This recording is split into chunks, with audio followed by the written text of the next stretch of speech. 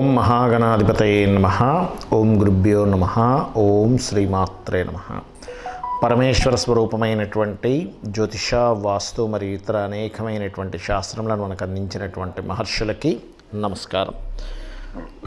హయగ్రీవ హయగ్రీవ హయగ్రీవేతి యో వదేత్తస్య నిస్సరతే వాణీ జహ్నుకన్యా ప్రవాహవత్.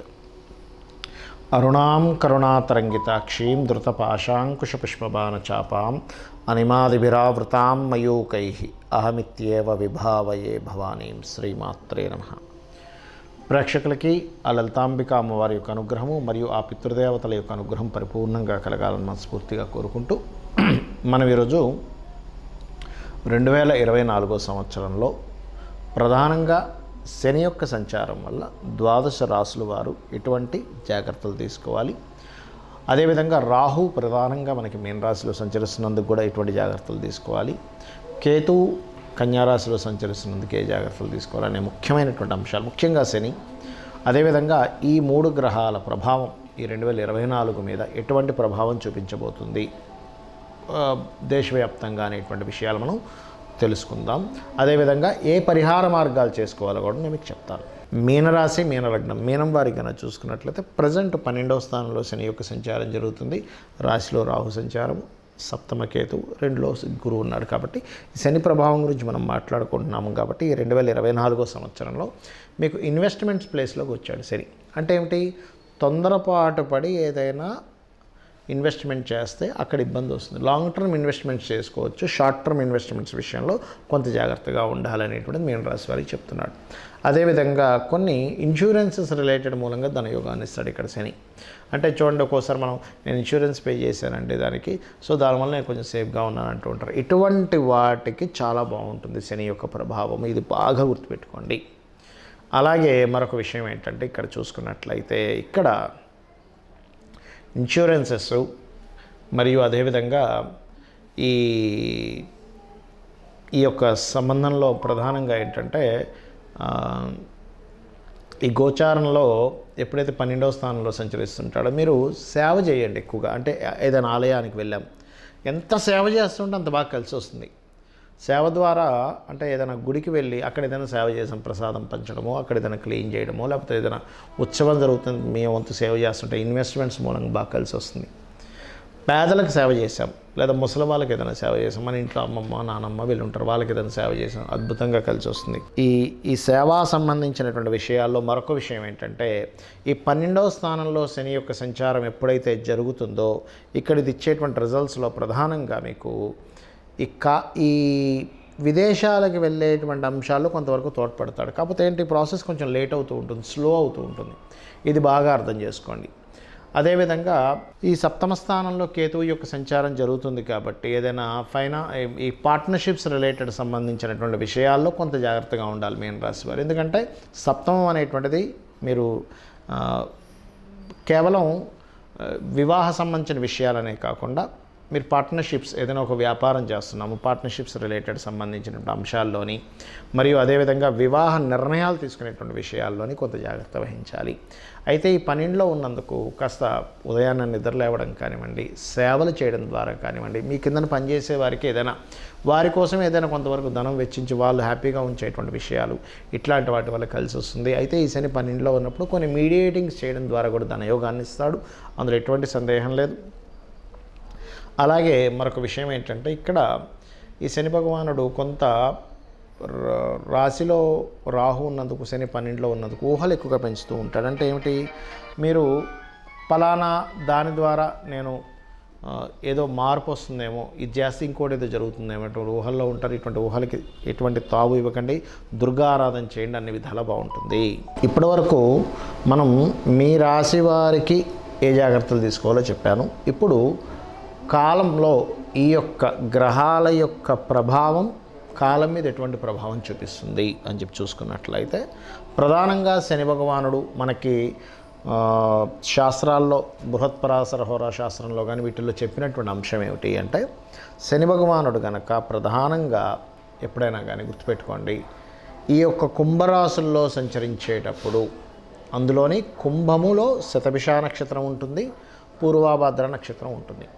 అయితే ఈ శతభిష పూర్వాభాద్ర నక్షత్రం వారు కొంత జాగ్రత్తగా ఉండాలి. ఒకటి అక్కడ కొంచెం తల్లిగారు ఆరోగ్య విషయంలో జాగ్రత్తగా ఉండాలి పర్సనల్గా తీసుకుంటే. కానీ ప్రపంచవ్యాప్తంగా దేశవ్యాప్తంగా మన ఇండియా పరంగా చూసుకుంటే ఏమిటి అంటే ఇక్కడ ప్రధానంగా ఈ యొక్క సారాయి లేకపోతే అంటే మత్తు పానీయాలకు సంబంధించినటువంటి విషయంలో కొంతమంది చూడండి పలానా వైన్ షాప్స్ అవి తీసుకుని ఉంటారు, ఎక్కువ రేట్ పెట్టి తీసుకుని ఉంటారు. అలాంటి వాళ్ళు ఇబ్బంది పడతారు. ఎందుకు అంటే ఇక్కడ మత్తు పానీయాలు అమ్మేటువంటి వాళ్ళ మీద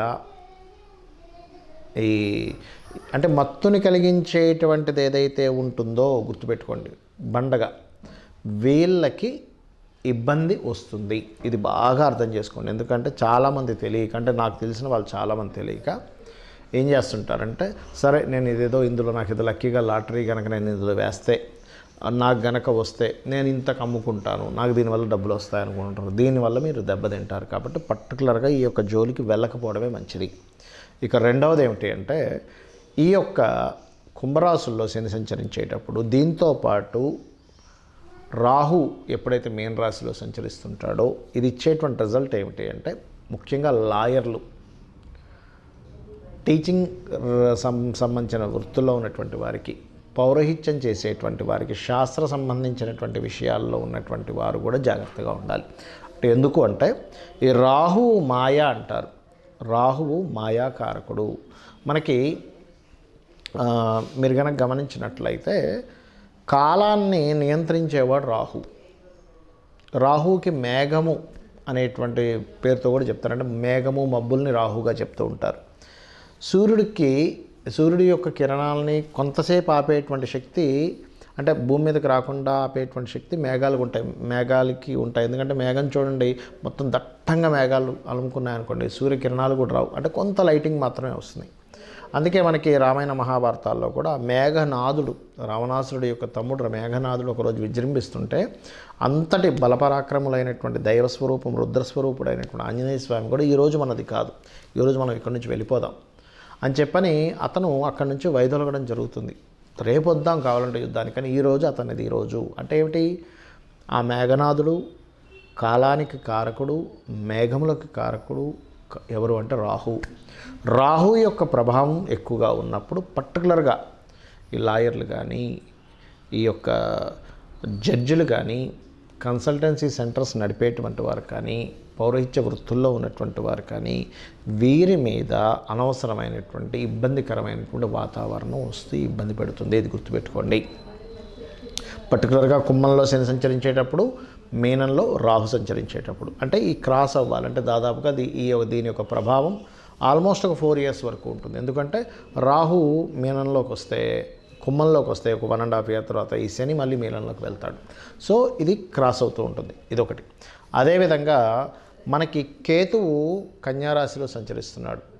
కన్యారాశి కేతువు ఏం చెప్తుంది, బృహత్పరాశర హోరాశాస్త్రం ఏం చెప్తుంది అంటే కన్యారాశిలో కేతు సంచారము రాజులకి ఇబ్బంది అని చెప్తుంది. అంటే ఏంటి, ఇప్పుడు ఆల్రెడీ పరిపాలిస్తున్నటువంటి రాజులు ఎవరైతే ఉంటారో వాళ్ళకి ఇబ్బంది. అంటే ఎటువంటి ఇబ్బందులు అండి, వాళ్ళ యొక్క ఏదైతే పరిపాలిస్తున్న వాళ్ళ యొక్క రాజ్యం కోల్పోవడం.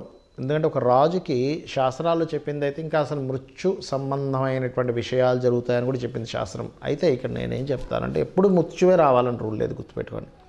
ఒక రాజుకి తన రాజ్యం కోల్పోవడమే మృత్యువుతో సమానం. ఒక ఉదాహరణకి ఒక సైనికుడు ఉన్నాడు, లేకపోతే ఒక యుద్ధం చేసేవాడు ఉన్నాడు. యుద్ధం చేసే వ్యక్తికి యుద్ధంలో మరణించడం కంటే యుద్ధంలో ఓడిపోవడమే మరణంతో సమానం.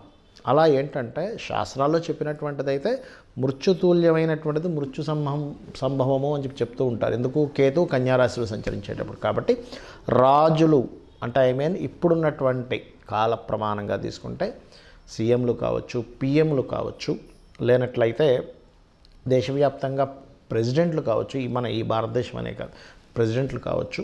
అందులో పర్టికులర్గా కాశ్మీర నగరానికి సంబంధించినటువంటి విధిగా చెప్తూ ఉంటారు కేతు కన్యారాశిలో సంచరించినప్పుడు. సో కాశ్మీర నగరానికి సంబంధించినటువంటి పరిపాలించేటువంటి వారు కావచ్చు, ఇటువంటి వారి రాజులకి ఇబ్బంది ఇస్తుంది ఇక్కడ. మరి కేతు సంచారం కన్యారాశిలో మరి సామాన్య ప్రజలు ఏ విషయాల్లో జాగ్రత్తగా ఉండాలి అంటే ఇక్కడ ల్యాండ్ మీద చూపిస్తూ ఉంటుంది. ఎందుకంటే కన్యారాశి అనేటువంటి ల్యాండ్ సంబంధించిన రాశి. కన్య కానీ వృషభం కానీ అదేవిధంగా మకరము, ఈ 3 కూడా ల్యాండ్స్ రిలేటెడ్ సంబంధించిన రాశిగా చెప్తూ ఉంటారు. కాబట్టి ఏమిటి, ఒక 1 year 4 months వరకు, ఇంకొక 1 year 4 months చేంజ్ ఉంది ఆ కన్యా రాశిలో కేతు సంచారం.